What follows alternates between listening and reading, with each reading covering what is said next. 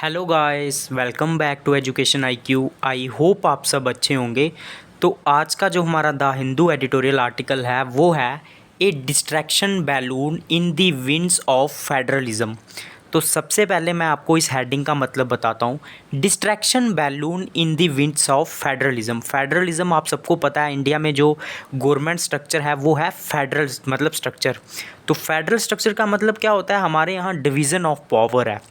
State government और जो centre की जो गवर्नमेंट रहती है, इनमें पावर्स का डिवीज़न हुआ है, तो उसको बोलते हैं फेडरल स्ट्रक्चर। लेकिन है हमारी जो मेन पावर है वो सेंटर के पास रहती है, इसीलिए इंडिया को यूनियन ऑफ स्टेट बोला जाता है विद यूनाइटरी बेस। मतलब इंडिया में फेडरल स्ट्रक्चर है विद यूनाइटरी बेस, क्योंकि मेन जो पावर है वो सेंटर के पास है, लेकिन डिवीज़न ऑफ पावर हो रखा है सेंटर और स्टेट के बीच में, जिसको बोलते हैं फेडरलिज्म। तो एक डिस्ट्रैक्शन होना मतलब किसी चीज़ से डिस्ट्रैक्ट होना, एक distraction balloon in the winds of federalism. मतलब फेडरलिज्म के बीच में जब हमारी जो कंट्री है वो फेडरल कंट्री है, जहाँ पे डिवीज़न ऑफ पावर हो रखा है स्टेट और सेंटर के बीच में, वहाँ पे एक डिस्ट्रैक्शन होना, कोई रुकावट पड़ना, इस हेडिंग का हुआ ये मतलब।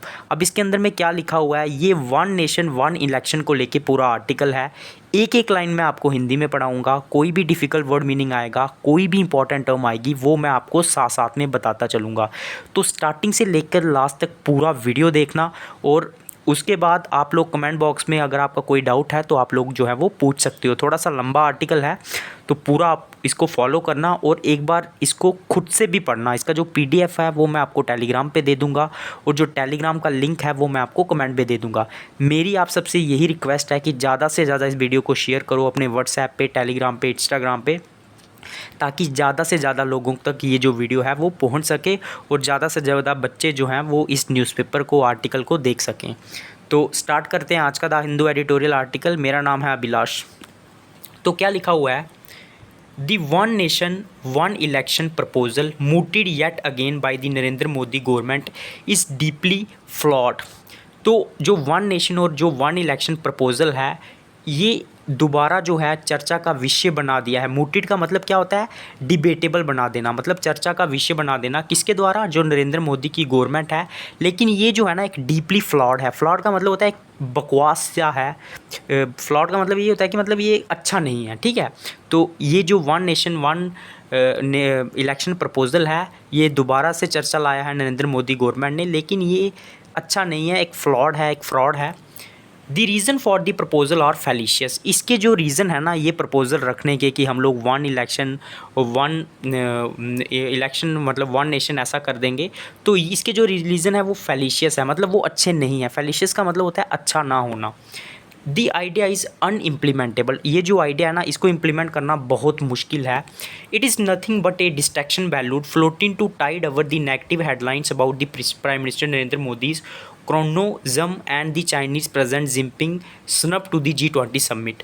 ये कुछ नहीं है, it is nothing but a distraction balloon. मतलब ये लोगों को डिस्ट्रैक्ट करने की कोशिश की जा रही है।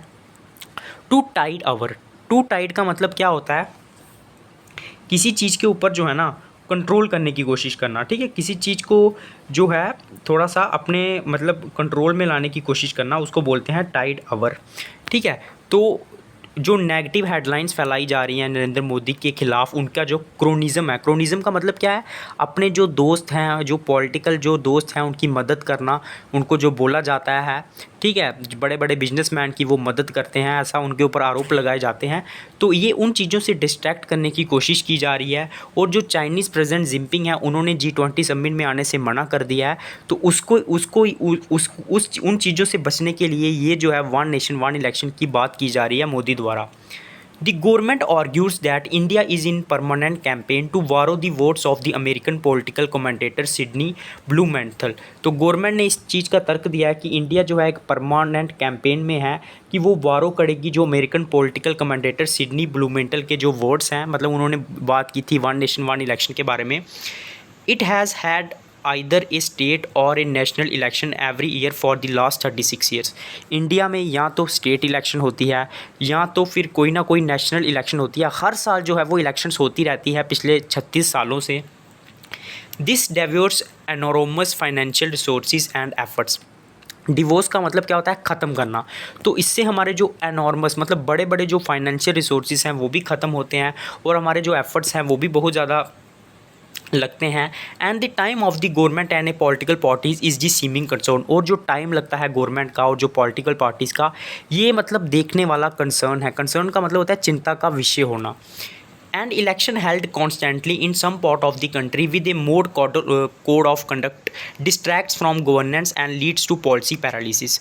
मतलब हर समय जो है वो कॉन्स्टेंटली लगातार इलेक्शंस होते रहना किसी ना किसी पार्ट में कंट्री के, with A model code of conduct. Model code of conduct का मतलब होता है जो हमारा इलेक्शन कमीशन जो गाइडलाइंस निकालता है उसके अकॉर्डिंग ये डिस्ट्रैक्ट करता है गवर्नेंस को, गवर्नमेंट को, और इससे पॉलिसी जो है वो पैरालिसिस होता है, मतलब पॉलिसीज़ जो है वो ख़राब होती हैं। This is the essence of the opening argument in the notification issued a few days ago to constitute a panel to study a one nation one election. तो ये एक एसेंस का मतलब होता है एक सार होना। तो ये एक सार है जो ओपनिंग जो आर्गूमेंट स्टार्ट हुआ था इन दी नोटिफिकेशन इशूड ए, जो कि एक नोटिफिकेशन जारी किया गया था कुछ दिन पहले कि हम लोग जो है एक पैनल बनाएंगे ताकि स्टडी किया जा सके वन नेशन वन इलेक्शन की जो बात चल रही है उसको। उसके बाद do not conflate these two. Conflate का मतलब होता है मिक्स करना। Except India does not have an election every year, one of India states does. मतलब इंडिया में तो इंडिया की इलेक्शन तो हर साल नहीं होती है, लेकिन इंडिया की जो स्टेट है किसी ना किसी स्टेट की जो इलेक्शन है वो हर साल होती है। There is a fundamental difference between the two. लेकिन इन दोनों में पूरे इंडिया की इलेक्शन होना, सेंटर की इलेक्शन होना और किसी स्टेट की इलेक्शन होना, इन दोनों चीज़ों में बहुत डिफरेंस है। When there is an election in Bengal with the Trinamool Congress and Bharatiya Janata Party and the left contesting, a Tamil Nadu governed by the Dravida or All India Anna Dravida is not impacted। अगर हम लोग example की बात करें तो जब waste Bengal में election होती है तो उससे जो तमिलनाडु की गवर्नमेंट है उसकी गवर्नेंस में कोई फ़र्क नहीं पड़ेगा। मतलब कहने का मतलब ये है कि अगर किसी एक स्टेट में इलेक्शन हो रही है तो उसका इम्पैक्ट दूसरी स्टेट पे नहीं पड़ता है। In an election in Assam with a model code of conduct does not stop road projects or development projects in Gujarat। For example, अगर असम में इलेक्शन हो रही है तो उससे जो गुजरात में रोड प्रोजेक्ट चल रहे हैं उसमें कोई फ़र्क नहीं पड़ेगा। So when there are elections in a few states India is not in an election mode, some of India states are. तो जब थोड़ी सी कुछ स्टेट्स में इलेक्शंस चल रही हैं तो इंडिया जो है वो इलेक्शन मोड में, पूरा इंडिया जो है वो इलेक्शन मोड में नहीं है, हालांकि कुछ स्टेट्स जो हैं वो इलेक्शन मोड में है। All of India's major political parties are not in an election mode. सारी इंडिया की जो पॉलिटिकल पार्टीज़ हैं वो इलेक्शन मोड में नहीं होती हैं। अगर किसी एक स्टेट में इलेक्शन हो रहा है, सिर्फ कुछ स्टेट होती है, only some are. It is important to not conflate the two. तो ये बहुत ज़्यादा ज़रूरी है कि हम इन दोनों चीज़ों को मिक्स ना करें। Since this notion is the basis of all arguments use to propagate the one election idea. क्योंकि इसी नोशन का मतलब होता है धारणा, इसी धारणा को यूज़ किया जा रहा है ये आर्गूमेंट देने के लिए वन नेशन जो वन इलेक्शन का जो आइडिया है, वन नेशन वन इलेक्शन का, इसी को जो है वो इसी धारणा को यूज़ किया जा रहा है उसको प्रोपोगेट करने के लिए। प्रोपोगेट मतलब फैलाने के लिए। The national parties with a Delhi-based high court command culture such as Congress and BJP are the ones that may feel the pressure of constant elections because municipal or state elections held in any part of the country involve their national leadership। जो national parties हैं जैसे कांग्रेस हो गई, BJP हो गई, ये pressure feel करते हैं कॉन्स्टेंट इलेक्शंस का, क्योंकि ये नेशनल पार्टीज़ हैं, बड़ी बड़ी पार्टीज़ हैं, और जो म्यूनसिपल और जो स्टेट इलेक्शंस हैं वो किसी ना किसी कंट्री में, किसी ना किसी हमारी जो कंट्री के किसी ना किसी पार्ट में होती रहती है, और इन इलेक्शंस में ये लोग अपने नेशनल जो लीडर हैं उनको लाते हैं। Especially when the campaigners in chief of the BJP for a local body to a state election held everywhere। क्योंकि आपने देखा होगा बीजेपी के जो प्राइम मिनिस्टर हैं, होम मिनिस्टर हैं अमित शाह, ये क्या करते हैं, लोकल जो इलेक्शंस होती हैं उनमें भी कैंपेनिंग करते हैं, कहीं भी इलेक्शन होगी। Also happen to have the important jobs of prime minister and home minister. It can feel like they are being stretched in a permanent campaign, क्योंकि आप इनको हर जगह देखोगे चाहे कोई भी इलेक्शन हो रही है। And side tracked from government, और ये गवर्नमेंट से जो है वो थोड़ा सा कट जाते हैं, उनकी जो गवर्नेंस है, क्योंकि लोकल बॉडीज़ को ये सपोर्ट करते हैं, उनके लिए कैंपेन करते हैं। बट इफ़ बीजेपी चूजेस और wants to fight all election in the country with the prime minister as their campaigner in chief and the home minister as their soles election in charge, it is their flaw and not the national problem. अगर मोदी जी हर जगह campaign करेंगे, कोई भी election होगी तो मोदी जी को वो अगर अपना मेन कैंपेनर बनाएंगे, होम मिनिस्टर को अपना मेन कैंपेनर बनाएंगे, तो ये उनका फ्लॉ है, उनकी गलती नहीं है। इसमें कोई नेशन की प्रॉब्लम नहीं है, ये पूरे देश की प्रॉब्लम नहीं है। अगर कोई नॉर्मल इलेक्शन हो रहा है म्यूनसिपैलिटी का, उसमें भी अगर आप अपना मेन कैंपेनर मोदी जी को बनाओगे तो इसमें नेशन की गलती नहीं है, इसमें आपकी गलती है, आप अपने ऊपर ज़्यादा प्रेशर डाल रहे हो। It is certainly not a virtue for a prime minister to be so frequently dedicating the duties of his office.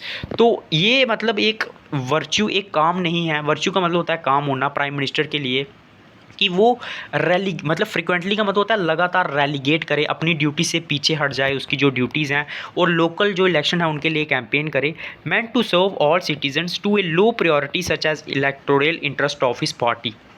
तो वो अपनी लो प्रायोरिटीज़ के लिए, मतलब जिनको कम कम महत्व देना चाहिए, जैसे इलेक्टोरल इंटरेस्ट हो गया अपनी पार्टी का, उसके लिए अपनी जो उसको ड्यूटीज़ हैं उनको नहीं छोड़ना चाहिए।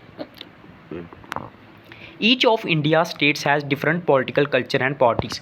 इंडिया की हर स्टेट का अपना अपना कल्चर है, अपना अपनी पार्टीज़ हैं। Why should the basic constitutional structure of the country be change for two national leaders to help balance their campaign and governance schedules. क्यों हम लोग जो है वो बेसिक स्ट्रक्चर को चेंज करें कंट्री का दो नेशनल लीडर्स के लिए, ताकि वो अपने जो कैंपेन है उनको बैलेंस कर सके under the alibi of perennial elections. और इस चीज़ का वो एक्सक्यूज़ क्या दे रहे हैं, एलिबी का मतलब होता है एक्सक्यूज़ देना, ऑफ पेरिनियल इलेक्शन मतलब लगातार इलेक्शंस चल रही हैं। The one election idea is only for the convenience of the BJP's campaign and smacks of arrogance and ignorance of India's political diversity. जो वन इलेक्शन का आइडिया है ना, ये सिर्फ एक बीजेपी की कन्वीनियंस के लिए है, और ये एरोगेंस और इग्नोरेंस दिखाता है इंडिया की पॉलिटिकल डाइवर्सिटी की। Furthermore this is an attack on and an affront to India's federalism. ये एक अटैक है और एक एफ्रॉन्ट है। एफ्रॉन्ट का मतलब होता है अपमान होना इंडिया का जो फेडरल स्ट्रक्चर है, जिसमें डिवीज़न ऑफ पावर हो रखा है। Today, an elected chief minister of a state has the power to recommend dissolution of their state legislature and call for an early election, as Telangana Chief Minister K. Chandrasekhar Rao did in 2018। आज की date में जो chief minister होता है state का, उसके पास power है कि वो अपनी स्टेट लेजिस्लेचर को डिसॉल्व कर दे और जल्दी इलेक्शन के लिए भी वो बोल सकता है, जैसे तेलंगाना चीफ मिनिस्टर ने किया था केसीआर ने 2018 में, breaking the cycle of simultaneous state and parliamentary election in the state. उन्होंने एक साइकिल को ब्रेक किया था, क्योंकि वहाँ पे क्या होता था, जो सेंटर की इलेक्शन होती थी और जो स्टेट की इलेक्शन होती थी वो एक साथ होती थी। इसके लिए उन्होंने क्या किया, अपनी जो लेजिस्लेटिव असेंबली थी उसको डिसॉल्व कर दिया और जल्दी इलेक्शन करवाने के लिए बोला। तो ये जो साइकिल चल रहा था उसको तोड़ दिया। Under a one election one framework KCR will not have the right to do this. लेकिन अगर वन इलेक्शन और वन फ्रेमवर्क हो जाएगा तो केसीआर जो है वो ऐसा नहीं कर सकते हैं। Why should this powers be taken away from the states. तो इन पावर्स को हम लोग स्टेट से क्यों छीने, and only the union government have the power to dictate the election schedule for every state. और क्यों हम लोग जो हैं सिर्फ यूनियन गवर्नमेंट के ऊपर छोड़ दें कि वो डिक्टेट करेगा कि कब इलेक्शन होगी। This is yet another blow to India's federalism. ये एक बहुत बड़ा झटका है। ब्लो का मतलब होता है झटका होना इंडिया के फेडरलिज्म को। अब हम लोग बात करेंगे जो मिसलीडिंग आर्ग्यूमेंट हो रहे हैं, मतलब जो लोगों को मिसलीड कर रहे हैं। Yet another misleading argument put forth in the support of the idea is that between 1951-52 and 1967 India had simultaneous election. Simultaneous का मतलब होता है एक साथ होना। तो ये तर्क भी दिया जा रहा है जो लोगों को मिसलीड कर रहा है कि 1951 से लेकर 1967 इंडिया में जो है वो सिमल्टेनियस इलेक्शन हुई थी, मतलब एक साथ इलेक्शन हुई थी पूरी कंट्री में, and hence it is appropriate to revert to that system. और ये कहना है कि ये सही होगा, अप्रोप्रिएट होगा उसी सिस्टम के ऊपर वापस चले जाना, रिवर्ट हो जाना। रिवर्ट का मतलब होता है वापस जाना। This was not by design but by happen stands. Happen stands का मतलब होता है कि सिचुएशन ही ऐसी बन गई थी, मतलब सिचुएशन ही वैसे हो जाना। तो ये सिर्फ डिज़ाइन से नहीं हुआ था, मतलब ये अपने आप हुआ था, हैपन स्टैंड्स हुआ था, क्योंकि उस टाइम पे इंडिया इंडिपेंडेंट हुआ था। तो इंडिया को एक साथ इलेक्शन ही करवाना था, इंडिया के पास कोई ऑप्शन नहीं था। Since all states started off the block at the same time, क्योंकि सारी स्टेट्स जो है वो एक साथ शुरू हुई थी। And had stable tenures in first 2 decades after independence. और उनका जो टेन्योर रहा था फर्स्ट 2 डिकेड्स में, वो भी जो है वो स्टेबल रहा था, स्थिर रहा था। It is a testament to India's plurality and the need for diverse political representation that a plethora of regional parties mushroomed over the last 6 decades to govern various states as per their own election schedule as the politics warranted. तो ये एक testament है। Testament का मतलब होता है गवाही देना। तो ये एक प्रूफ है इंडिया की प्लुरैलिटी का, मतलब डिफरेंट किस्म के जो है वो लोग इंडिया में रहते हैं, और ज़रूरत का डाइवर्स पॉलिटिकल रिप्रेजेंटेशन के लिए। That a plethora of regional parties. Plethora का मतलब क्या होता है, बहुत ज़्यादा रीजनल पार्टीज़ जो हैं मशरूम्ड अवधि, मशरूम का मतलब होता है पैदा होना, वो काफ़ी मतलब उभर के आई हैं पिछले 6 डेकेड से, ताकि वो गवर्न कर सकें वेरियस स्टेट्स को एज़ पर देयर उनके इलेक्शन शेड्यूल के हिसाब से। उसके बाद it is foolhardy and regressive to forcibly resynchronise the election schedule of various states by design. तो ये मतलब एक मूर्खता का काम होगा, और ये रिग्रेसिव मतलब पीछे धकेलने वाला काम होगा कि हम लोग फोर्सफुली रीसिंक्रोनाइज मतलब एक साथ जो है वो इलेक्शन करवाएं वेरियस स्टेट्स में। Cost saving is another reason cited for concurrent elections proposal. Concurrent का मतलब होता है एक साथ होना। तो इस चीज़ को भी बोला जाता है कि इसमें पैसा कम खर्च होगा, कास्ट जो है वो काफ़ी बचेगी जब हम लोग एक साथ इलेक्शंस करवाएंगे। Something that is even knowledgeable political commentators fall for, but that one is deceptive. Deceptive का मतलब होता है धोखे का होना। मतलब ये जो कॉस्ट सेविंग की बात की जाती है ना, कि हम लोग अगर एक साथ इलेक्शन करवाएंगे तो इसमें कॉस्ट सेविंग होगी, ये जो नॉलेजेबल पॉलिटिकल कमेंटेटर्स हैं वो भी इस चीज़ में फंस जाते हैं। लेकिन ये जो है ना एक डिसेप्टिव है, एक धोखा है। Various estimate by the election commission, बहुत सारे एस्टिमेट जो हैं वो इलेक्शन कमीशन के द्वारा किए गए हैं, नीति आयोग के द्वारा किए गए हैं, और गवर्नमेंट के द्वारा किए गए हैं, जो हमें बताते हैं कि cost of conducting all state and parliamentary election in a 5 year cycle work out to be equivalent of ₹10 per voter per year. तो जो कास्ट होती है अलग अलग स्टेट में इलेक्शन करवाने की, वो ₹10 होती है पर voter per year. The Niti Aayog report has also said that when elections are synchronised, मतलब जब इलेक्शंस जो है वो एक साथ होंगी, it will cost the equivalent of ₹5 voter per year. तो इससे हमारी जो कास्ट है वो ₹10 से कम होकर ₹5 आ जाएगी। If any in the short term simultaneous elections will increase the cost of deploying for larger number of electronic voting machines and control units. तो अगर हम लोग शॉर्ट टर्म में बात करें तो जो सिमुलटेनियस इलेक्शन है उसमें जो है वो हमारी जो कॉस्ट होगी deploying for number of electronic voting machine जो है वो हमें बढ़ानी पड़ेंगी, कंट्रोल यूनिट जो है हमें बढ़ाने पड़ेंगे। So it is laughable to imply that India's federalism needs to be subverted, political diversities थ्वाटेड and constitutional structure amended to save ₹5 every voter in year. तो ये मतलब हंसने वाली बात होगी, लॉफेबल बात होगी कि इंडिया का जो फेडरलिज्म है उसे हमें पलटने की ज़रूरत है। सबवर्टेड का मतलब होता है पलट देना। पॉलिटिकल डाइवर्सिटी जो है वो ख़त्म करने की ज़रूरत है। And the constitutional structure amended to save ₹5 voter every year. और हमें जो है वो कॉन्स्टिट्यूशनल स्ट्रक्चर को इमेंड करने की ज़रूरत है ताकि हम लोग ₹5 सेव कर सके हर साल। The government could have save the amount just by not building the grand central vista in Delhi. तो गवर्नमेंट जो है वो इसे सेव कर सकती थी अगर वो सेंट्रल वीज़ा जैसे प्रोजेक्ट दिल्ली में नहीं बनाती। Political party candidates may spend a lot more money on elections than the government, but that is not taxpayers money. जो पॉलिटिकल पार्टीज़ हैं और जो कैंडिडेट्स हैं वो बहुत सारा पैसा जो है वो खर्च करते हैं इलेक्शंस में, गवर्नमेंट से ज़्यादा जो है वो पैसा खर्च करते हैं, लेकिन ये टैक्स पेयर्स की मनी नहीं होती है। On the contrary, there is a economic research to suggest that such election spending by parties and candidate actually benefits the economy। और इसके उलट बहुत सारे इकोनॉमिक रिसर्च ये मानते हैं कि जो इलेक्शंस जो है वो स्पेंडिंग की जाती है पार्टीज़ के द्वारा और कैंडिडेट्स के द्वारा, इससे बेनिफिट मिलता है इकोनॉमी को and the government's tax revenues by boosting private consumption and serving as a stimulus. और इससे जो है प्राइवेट रेवेन्यू को भी जो है वो फ़र्क पड़ता है, प्राइवेट कंजप्शन को, और ये एक स्टिमुलस की तरह काम करता है। मतलब स्टिमुलस का मतलब होता है एक हमें पावर प्रदान करता है।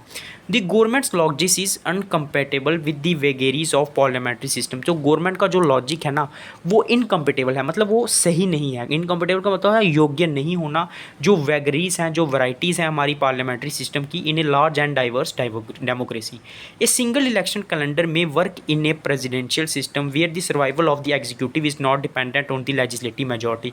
तो ये एक सिंगल इलेक्शन जो कैलेंडर है ना ये प्रेसिडेंशियल सिस्टम में काम कर सकता है, जैसे यूएस में, जहाँ पे जो एग्जीक्यूटिव है वो is not dependent upon the legislative majority, वो डिपेंड नहीं होता है लेजिस्लेटिव मेजॉरिटी के ऊपर। In India's parliamentary democracy this is ipso facto a non starter and one should not be wasting nation's time deliberating on this. तो India की ऐसी democracy में ये एक नॉन स्टार्टर है और किसी को भी जो है इसमें टाइम वेस्ट नहीं करना चाहिए इसके ऊपर बहस करके। डेलिब्रेटिंग का मतलब होता है बहस करना, डिबेट करना। अब हम लोग बात करेंगे unitarism in the form of efficiency, मतलब लोगों को जोड़ने की कोशिश करना एफिशिएंसी की फॉर्म में, मतलब अपनी क्षमता बढ़ाने के लिए। One nation one election is a political unfeasible, administrative not workable and constitutionally unviable proposition. तो जो नेशन वन इलेक्शन की हम लोग बात करते हैं, ये पॉलिटिकली अनफीजेबल है, मतलब पॉसिबल नहीं है, अनवर्केबल है और कॉन्स्टिट्यूशनली अनबाइएबल प्रोपोजिशन है। प्रोपोजिशन का मतलब होता है प्रपोजल, तो ये जो है वो अनबाइएबल है, मतलब सही नहीं है। This idea is premised on flimsy and shallow grounds of cost saving. ये जो आइडिया है इसे आधारित, प्रीमाइज्ड मतलब होता है बेस्ड, किसके ऊपर बेस है ये, फ्लिम्सी मतलब बेकार के, और शैलो ग्राउंड्स की हम लोग इसमें कॉस्ट सेविंग करेंगे। पॉलिसी पैरालिसिस और गवर्नेंस इंटरफेरेंस जो है वो इसके कारण बताए गए हैं। It is nothing but A deliberate ploy of the Narendra Modi government. लेकिन ये कुछ नहीं है, एक डेलिब्रेट मतलब जानबूझ के खेला गया एक मूव है। प्लो का मतलब होता है मूव होना, किसका, नरेंद्र मोदी गवर्नमेंट का, ताकि to move the headlines away from cronyism and China, ताकि हम लोग जो है वो जो क्रोनिज्म की बात करते हैं कि मोदी जो गवर्नमेंट जो है वो अपने फ्रेंड्स का साथ देते हैं, उनको ज़्यादा सपोर्ट करते हैं, और चाइना से जो हमारा ध्यान है उसको हटाया जाए। That is to choose the one nation one election to deflect attention is a reflection of its dismissal lack of believe in India's federal democratic parliamentary structure. तो जो वन नेशन और वन इलेक्शन का जो वो बात करते हैं ना, ये मतलब हमें डिफ्लेक्ट, हमारी अटेंशन को दूर करने के लिए है इन सारे मुद्दों से, और ये हमें जो है ना लैक ऑफ बिलीफ दिखाता है मोदी गवर्नमेंट का फेडरल डेमोक्रेटिक पार्लियामेंट्री स्ट्रक्चर में। द रियल इम्प्लिसिट का मतलब होता है जो क्लियर ना हो। Message underlying the Modi governments wants election distraction is the clear ideological divide in Indian politics today. तो ये जो वन इलेक्शन और वन नेशन की बात करते हैं ना, ये हमें जो आज का पॉलिटिकल डिवाइड है ना उसको दर्शाते हैं। BJP India is uniform nation and political versus the Indian alliance. India का जो अलायंस बना है, ग्रुप बना है बाकी पॉलिटिकल पार्टीज़ का, उसके बीच में ये डिवाइड दिखाता है। India is a union of diverse state and polities. India जो है एक यूनियन ऑफ स्टेट्स है और डिफरेंट पॉलिटीज़ इसमें पाई जाती हैं। Those of us who believe in the real India will never seek to shoehorn into an deranged fantasy of unitarism dressed up as efficiency. तो हम लोग जो बिलीव करते हैं रियल इंडिया में, विल नेवर सीक का मतलब होता है प्रार्थना करना, to shoehorn into an deranged fantasy मतलब होता है एक इमेजिनेशन। हम लोग जो है ऐसे जगह पे नहीं घुसेंगे। डरनेज्ड का मतलब भी अगर आप लोगों को लिखना है तो आप लोग लिख सकते हो। डरनेज का मतलब होता है उलझना, तो हम लोगों को इन फैंटेसीज़ में, फालतू की इमेजिनेशन में नहीं उलझना चाहिए, जो कि एक यूनिटेरिज्म की बात करता है, एक यूनिटी की बात करता है, लेकिन एक्चुअल में वो एफिशिएंसी बनाने का एक साधन है, मोदी गवर्नमेंट की क्षमता बढ़ाने का एक साधन है। उसके बेस में जो है वो काम कर रहा है, उसकी ड्रेस में जो है वो काम कर रहा है। तो ये था आज का द हिंदू एडिटोरियल आर्टिकल, थोड़ा सा लंबा था, एक बार इसको खुद से पढ़ लेना, टेलीग्राम पे इसका PDF मिल जाएगा। तो लाइक करें, सब्सक्राइब करें। जय हिंद।